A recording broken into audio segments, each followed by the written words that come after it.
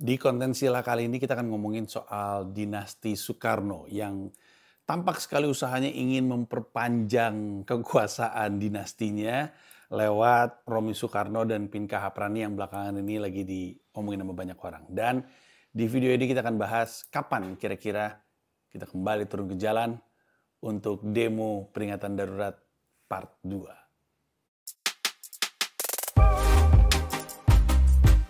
Proklamasi kemerdekaan Indonesia.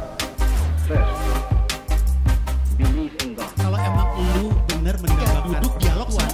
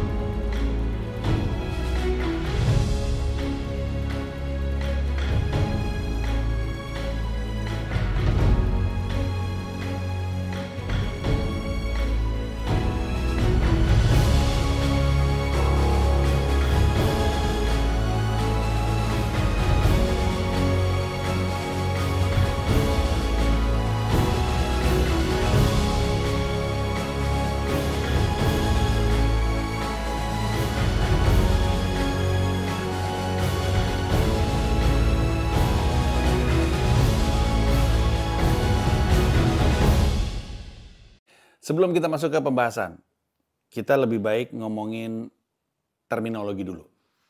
Biar sama-sama sepakat. Memang ada banyak penonton gue yang tahu terminologi dinasti politik, politik dinasti, seperti yang sering gue katakan. Tapi ada orang yang baru pertama kali masuk ke sini, ada banyak nyamuk juga. Dan B, kita anggap aja ini semacam refreshment course untuk ngingetin ulang. Baru kemudian kita masuk ke pembahasan. Politik dinasti, dinasti politik, apa bedanya? Kalau gue sering ngomongnya dinasti politik itu kata bendanya, barangnya. Politik dinasti adalah kata kerjanya atau aktivitasnya. Dinasti politik adalah kerajaan dalam dunia politik. Kerajaan itu kan ya kalau kita main kartu kan ada raja, ratu, jack gitu-gitu kan. Jadi semua turun-temurun nih. Jadi ada keluarga yang berpolitik. Kata bendanya nih, udah barangnya gitu. Kayak misalkan dinastinya Soekarno, dinastinya Soeharto, dinastinya Yudhoyono, karena anaknya berpolitik semuanya. Terus Gus Dur mungkin nggak pada megang posisi politik ya, atau belum megang posisi politik. Atau lagi enggak, dinasti Pak Jokowi atau Mulyono. Soalnya Soekarno, Soeharto, Mulyono, Yudhoyono.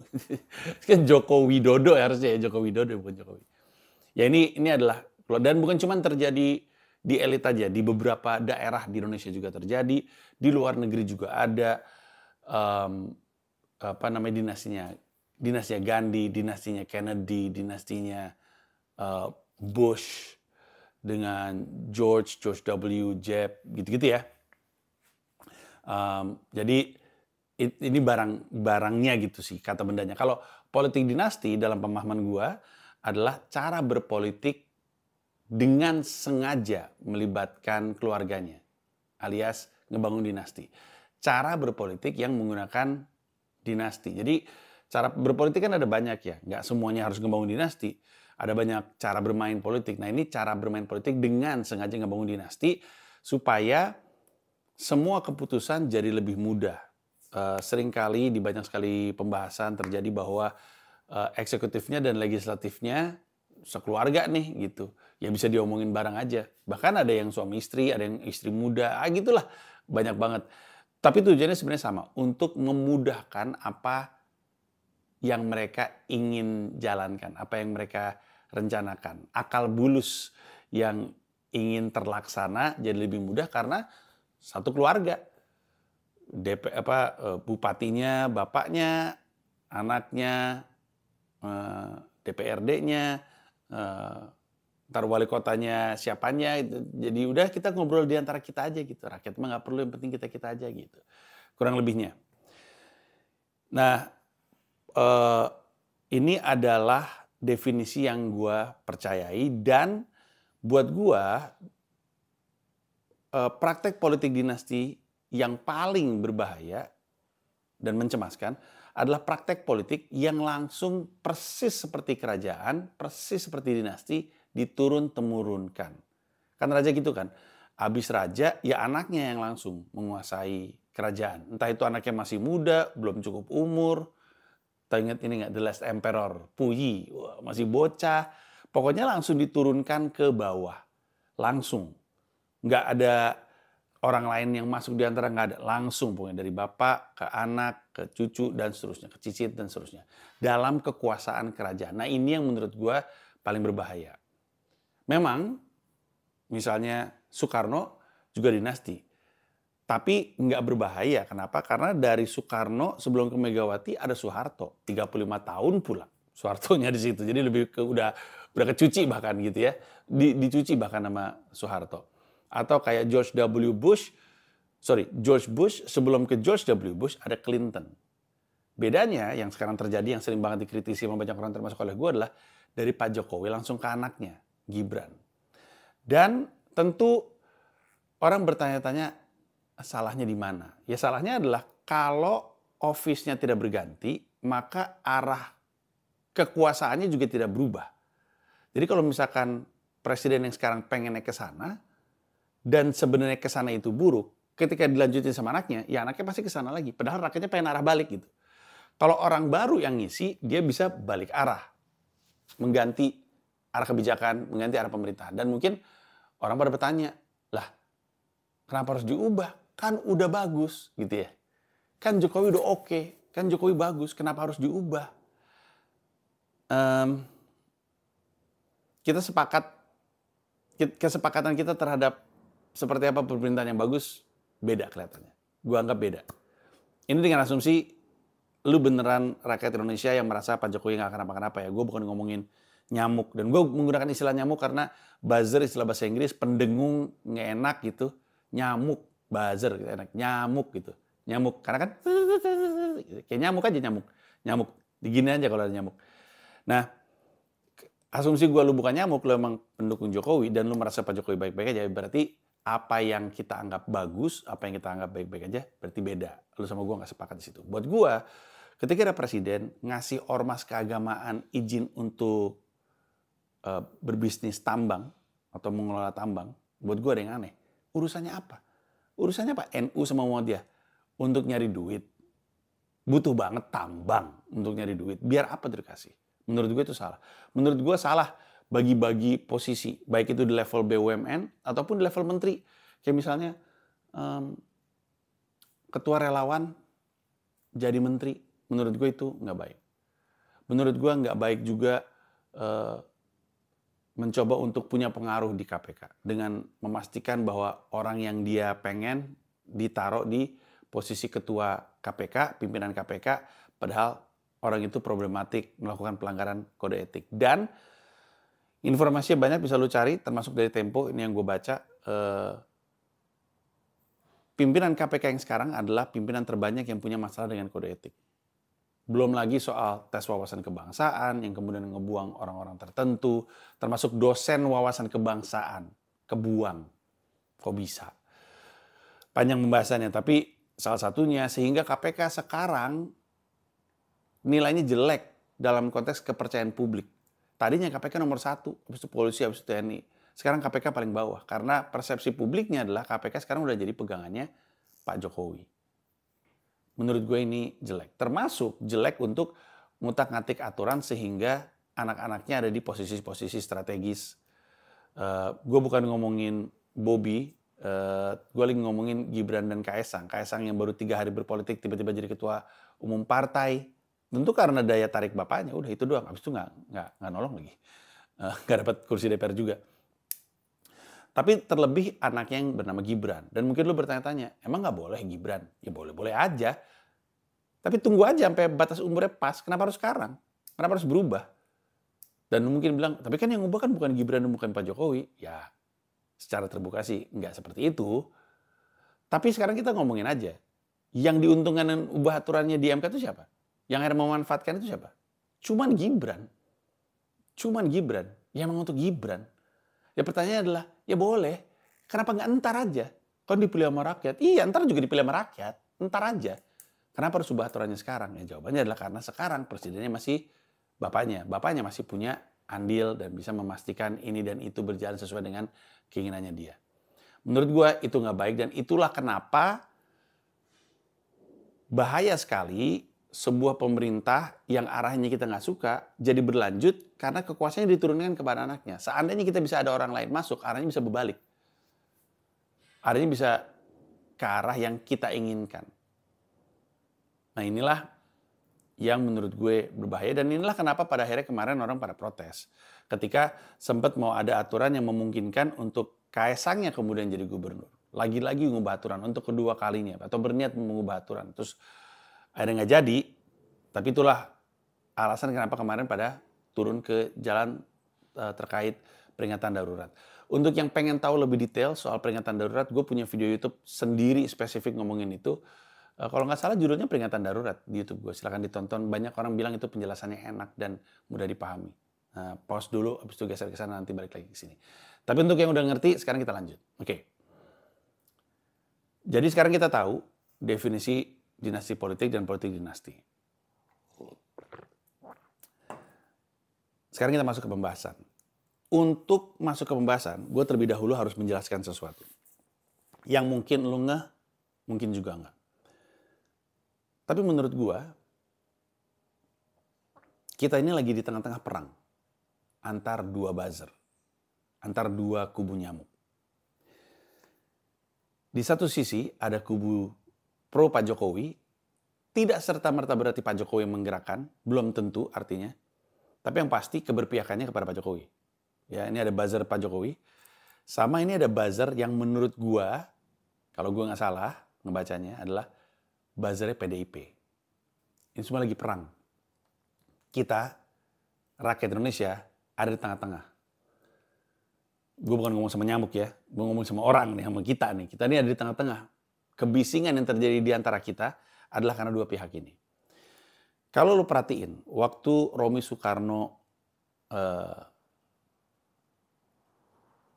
naik beritanya karena menggantikan Arteria Dahlan, kolom komentar banyak sekali orang yang kemarin terlibat di peringatan darurat itu rame. Ya gua, ya Ari Kriting, ya Abdur gua rasa, ya Najwa Shihab yang gue tahu mempertanyakan kenapa nih ini dinasti politik juga, kok lu diem-diem aja, kenapa lu nggak turun ke jalan, kenapa nggak demo peringatan darurat gitu kurang lebihnya. Itu tuh lagi rame sekali terjadi. Untuk yang nggak paham konteksnya, Romy Soekarno tadinya tuh nggak kepilih untuk jadi anggota DPR. Arteria Dahlan yang harusnya duduk di kursi DPR memutuskan untuk menyerahkan kursinya kepada Romy Soekarno sesuai dengan permintaan dari partainya. Padahal Arteria sendiri menggantikan orang lain, Ibu Sri Rahayu namanya, gue lupa, Ibu Sri namanya. Jadi sebenarnya Ibu Sri itu harusnya jadi anggota DPR, Ibu itu mundur, Arteria Dahlan masuk, Arteria Dahlan mundur, Romy Soekarno masuk. Bagian dari klannya Soekarno. Habis itu orang juga ngeramein masuknya Pinka Haprani. Tapi Pinka Haprani ini mah emang terpilih secara sah. Gue lupa dapilnya apa. Tapi terpilih secara sah. Hanya saja orang pada ngomongin kekayaannya dia yang tinggi. Kayaknya banyak banget. Tapi itu cerita untuk lain kali aja. Nah, ketika Romy Soekarno ini masuk, tentu kan kita semua ngerasa, oke, ini salah gitu. Tapi kesalahan ini tuh dipertanyakan oleh buzzer-buzzer dari sudut pandang ini. Kemarin waktu waktu demo peringatan darurat yang lu pertanyakan adalah soal dinasti politiknya Pak Jokowi. Kok giliran Soekarno lu diem-diem aja? Terus ini yang sering sekali, gue yakin penonton gue sering ketemu. Kenapa beda harga ya? Atau cuannya lebih gede ya? Gue rasa buzzer-buzzer ini tidak sadar bahwa pernyataan seperti itu memudahkan kita semua untuk ngebaca apa yang sebenarnya sedang terjadi. Kayaknya nggak sadar. Ya wajar karena mereka kebanyakan nggak pintar-pintar amat juga. Tapi kan kita jadi bertanya-tanya, kenapa mereka ngeramein banget soal Romy Soekarno? Padahal praktek yang terjadi sama Romy Soekarno ini dilakukan sama partai lain juga, tapi nggak mereka ramein. Contoh Nasdem juga melakukan hal tersebut. Ratu Wula itu sebenarnya kepilih dari DPR Dapil NTT 2. dia terpilih, suara dia terbanyak, harusnya dia menjadi anggota DPR. Tapi dia mundur. Caleg Nasdem ini memutuskan untuk mundur, yang menggantikan adalah Victor Laiskodat yang sebenarnya nggak dapat kursi karena kalah banyak suaranya, tapi akhirnya jadi anggota DPR karena Ratu Wulandnya mundur. Victor Laiskodat adalah gubernur NTT. Kenapa mundurnya? Kenapa Victor Laiskodat yang maju? Ya kita nggak tahu. Tapi yang kita tahu, ada orang harusnya duduk di kursi, dia mundur, orang lain masuk. Sama kan? Ada Arteria Dahlan harusnya duduk di kursi, dia mundur, Romi masuk. Sama. Terjadi juga di PAN, tapi ini konteksnya di PRD setahu gue. Ibu Thorikoh itu terpilih, dan Ibu Thorikoh ini di PAN cukup senior. Terpilih. Sebenarnya dia yang menang, tapi dia mundur. Lebih tepatnya disuruh partai mundur. Kalau istilah PAN-nya adalah ada penugasan lain. Apa penugasannya nggak dijelasin. Tapi Ibu Thorikoh mundur, yang maju adalah adik dari Raffi Ahmad, Nisha Ahmad. Sama kan? Harusnya orang ini yang maju, tapi orang ini mundur atau ditarik mundur, orang lain masuk. Sama kan dengan Nasdem dengan Ratu Wula, sama juga dengan PDIP dan Romi Soekarno. Tapi kenapa ketika Romi Soekarno diramein? Kenapa? Dan kenapa ketika mereka semua lagi ngeramein sosmed gua, tiba-tiba ada yang ngebelain. Gua sangka ngebelain gua. Coba lu cek Twitter gua, YouTube gua, Instagram gua, terutama TikTok gua. Coba lu lihat. Ketika ada yang mempertanyakan soal, ini kenapa nih dinasti Soekarno nggak lu serang? Ada yang ngebela. Tadi gue pikir followers. Pas gue pelajarin baik-baik, lah ini mah buzzer juga. Dan mereka ngebela klan Soekarno. Pertama-tama untuk kita, masyarakat Indonesia, kan kita kan bisa ngebaca ya buzzer seperti apa. Kita bisa ngebaca yang mana yang nyamuk, mana yang bukan. Dan yang menarik adalah, sepengamatan gue setidaknya, buzzernya yang di sini, yang ngebela PDIP ini, buzzer-buzzer lama, cara ngebaca aja dengan cara ngebaca lama, yang ini buzzer-buzzer baru. Ini nyamuk-nyamuk baru dan ngebacanya dengan cara yang baru. Kalau yang gini, kalau perhatiin, ini gampang banget. Gue lagi mikir gue ceritain atau enggak, karena kalau gue ceritain, mereka jadi bisa mengubah pola kan. Banyak suka nanya gini, Bang Panji gimana sih caranya bedain orang yang lagi buzzer atau emang lagi ngekritik? Masa semua dianggap buzzer gitu? Ya kalau untuk kami mah, ada banyak cara untuk mencari tahu. Dan kalau gue kasih tahu, mereka jadi bisa mengubah pola kan. Oh gitu, pantesan si Panji tahu kita buzzer, diubah polanya gitu kan. Tapi ini satu aja yang paling gampang. Nyamuk-nyamuk lama, kalau lo perhatiin, pas lo klik akunnya, lihat postingannya, emang kayak bukan orang. Nggak punya kehidupan. Ngomongnya politik doang dari ujung sampai ujung. Kadang ada yang akunnya baru, tapi isinya politik doang. Ini nih, akun-akun nyamuk lama tuh kayak gini. Ini banyak yang di sebelah sini nih. Yang sebelah sini nih akun-akun nyamuk baru. Yang kalau lu klik,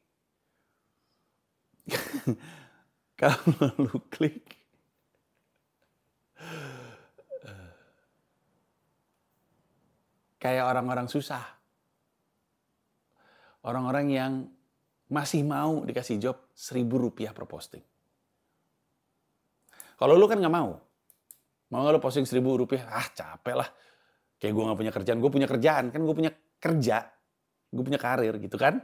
Tapi di Indonesia ini ada banyak orang yang dikasih Rp1.000 per posting. Happy. Happy lah. Dia posting 30 kali dapat 30.000, bisa beli McD puas tuh. Hah? Yang bener, postingnya 30 kali. Nah orang-orang seperti ini adalah orang-orang nyamuk-nyamuk baru. 1.000 per posting. Beda-beda sih harganya, mungkin 3.000 per posting.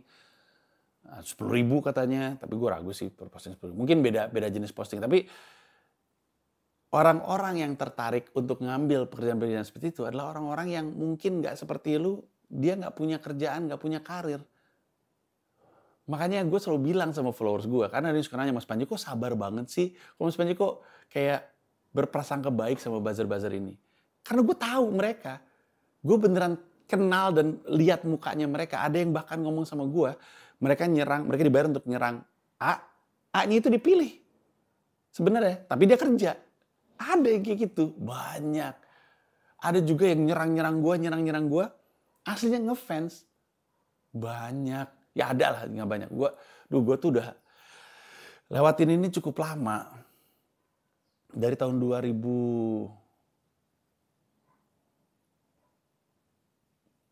2009?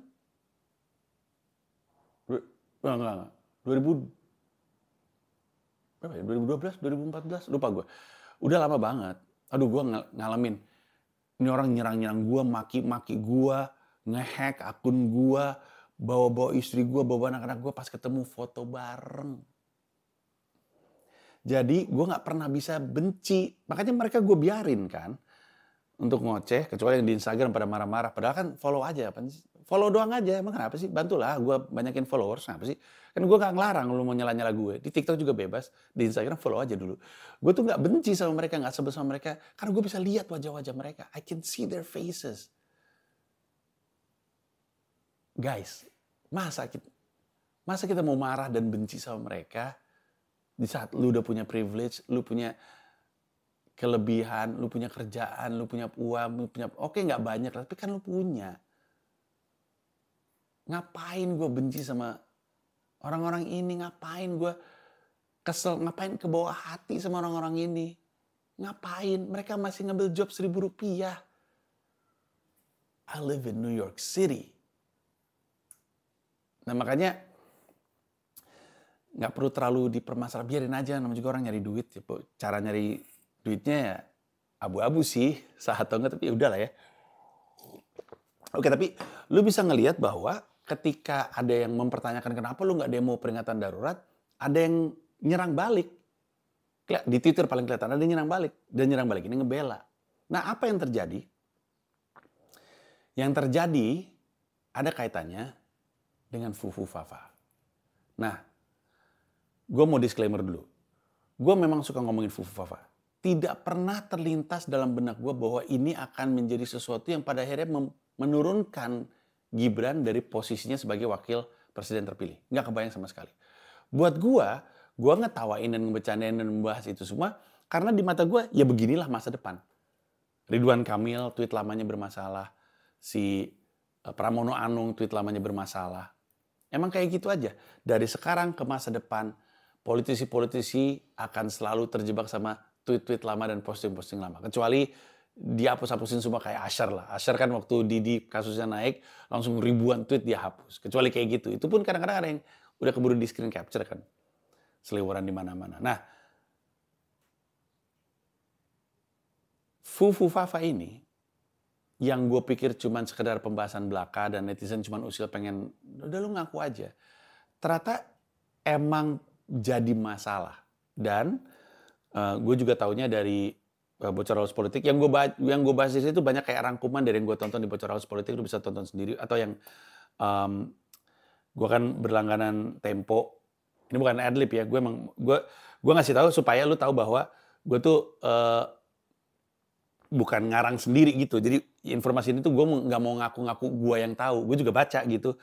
Baca dari Tempo, baca dari informasi-informasi. Dan saya mau kasih kredit kepada teman-teman politisi saya yang masih suka WhatsApp saya. Terima kasih banyak atas info-info A1-nya. Orang suka lupa, temen gue kan di mana-mana ya.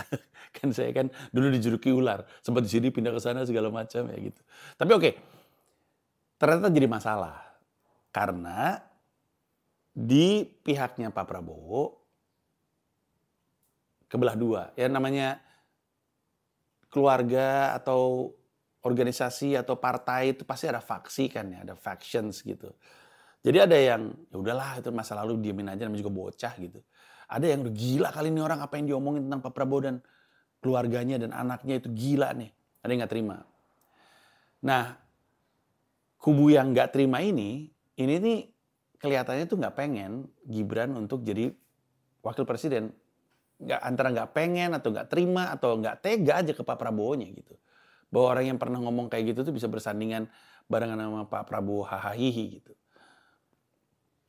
Pada saat yang bersamaan dari kubu Prabowo ini juga kelihatannya lagi mencoba untuk menimbang-nimbang sesuatu. Karena Pak Prabowo kelihatannya pengen PDIP masuk ke dalam koalisinya. Sementara Pak Jokowi bilang, jangan deh. Kalau bisa jangan. Pak Jokowi, seperti kita tahu, hubungannya nggak terlalu oke sama PDIP. Bahkan mungkin Megawati. Ibaratnya misalnya ya, ini ada orang namanya Joko, ini yang namanya Mega, misalnya nih. Dan mereka pacaran, terus Jokonya selingkuh, ada jalan sama yang lain. Ketika ketemu kan pasti awkward dong, pasti bete dong. Iya kalau cuma awkward, kalau misalnya maki-makian, nah ini yang nggak ingin sampai terjadi ketika pada akhirnya sekubu. Makanya kayaknya menurut gue Pak Jokowi takut deh. Seminimalnya malas sama Bu Mega. Makanya anjurannya adalah sebisa mungkin enggak. Tapi Pak Prabowo kan juga mesti ngitung. Pak Jokowi dan PDIP ini sama-sama punya kekuatan. Pak Jokowi kekuatannya adalah suara rakyat. PDIP kekuatannya saat ini adalah struktur dan suara legislator. Suara rakyat ini kepake banget kemarin untuk menang. Suara para legislator ini dibutuhkan banget untuk ngegolin program-program. Memang betul, kebanyakan partai di dalam DPR ini koalisinya Pak Prabowo juga. Cuman akan jauh lebih strategis kalau PDIP gabung juga. Nah, Pak Prabowo berpikir, sebenarnya gue udah gak terlalu perlu elu sih. Kedepannya ini gue sebenarnya perlunya yang ini. Tapi gue juga ngerti, ya masa gue nggak berterima kasih sama bantuan lu. Kan gitu kan. Makanya ada Gibran. Pada saat yang bersamaan orang juga bertanya, emang harus Gibran ya? Karena gosipnya adalah dari PDIP mau majuin Puan.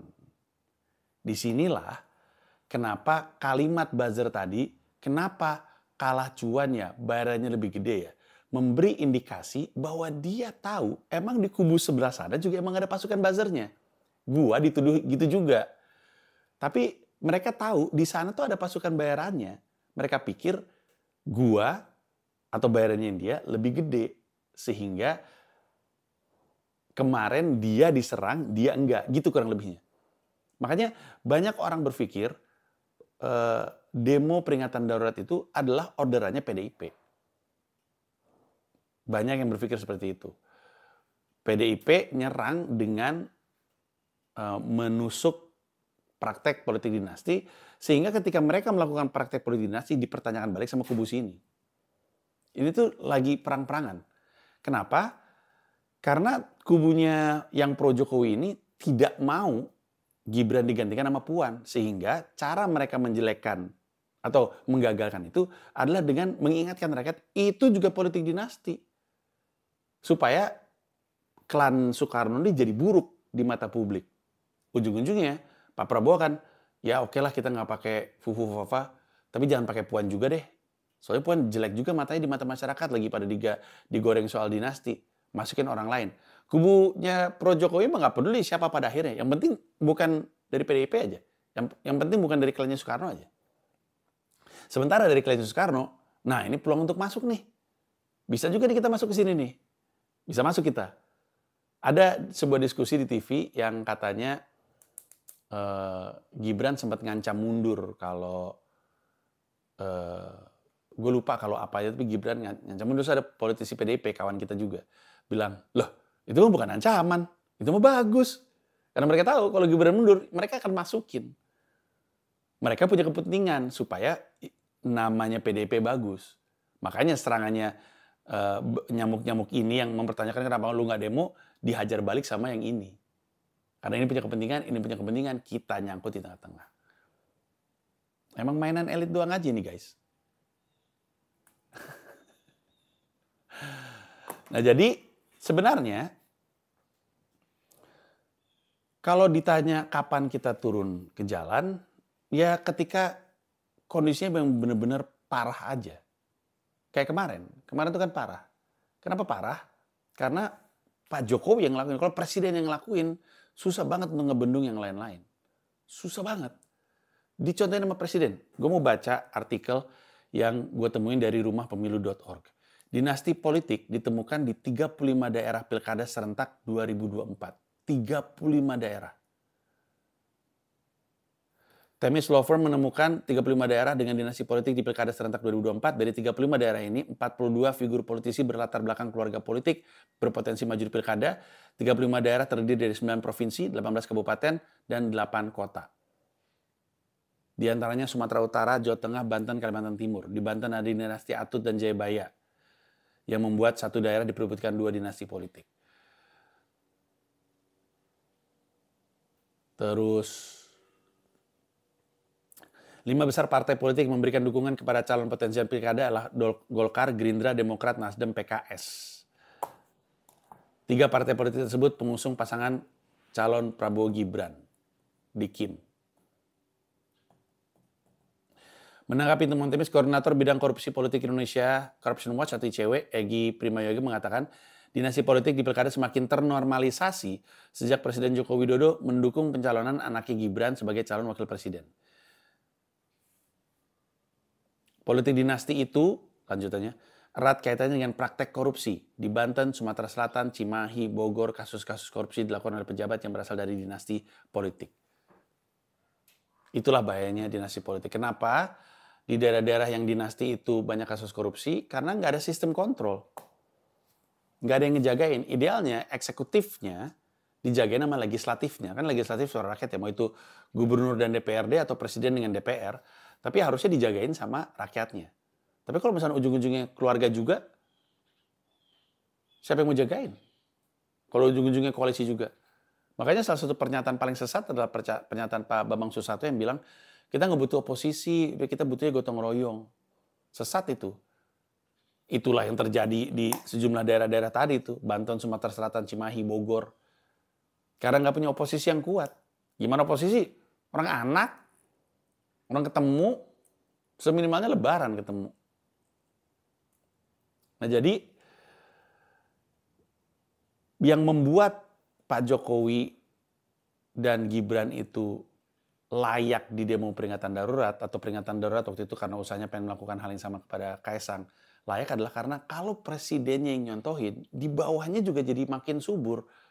Dan gimana mau nyetopnya? Orang dia bilang, lah kemarin presiden lu oke. Ini misalkan nih ada orang nih,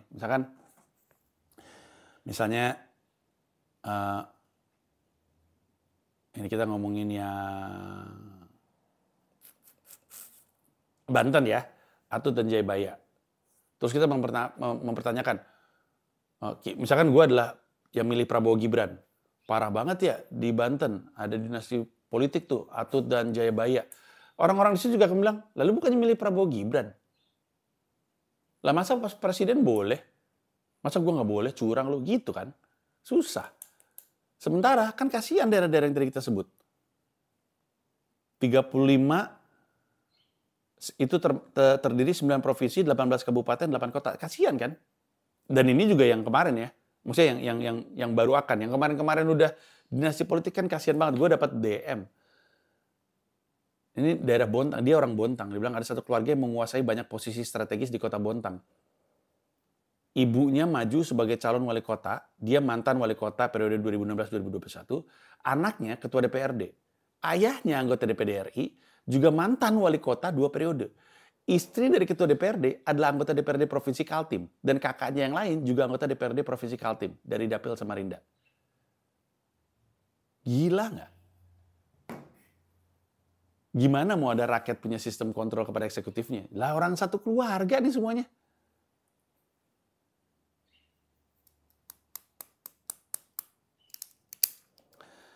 Jadi, terkait terahnya Soekarno, gue kan kemarin waktu itu sempat nge-tweet ya, gue tuh sempat nge-tweet gini, yaitu Soekarno tuh kayak gitu, terahnya Soekarno, kayak Romi Soekarno, kayak gitu tuh karena dicontohin sama presidennya.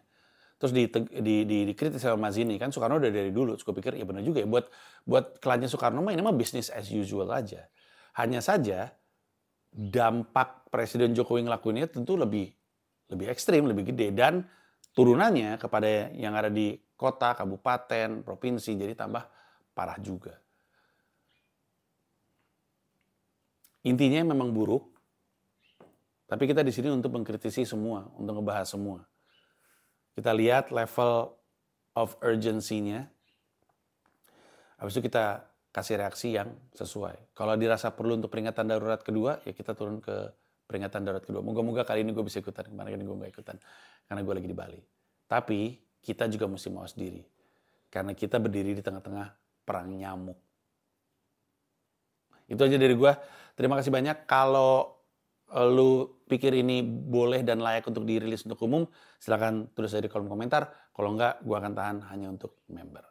Sebelum gue tutup, gue mau ngingetin bahwa, karena banyak yang bingung, Mensreatu masih ngejual tiket ya. Mensreya masih ngejual tiket.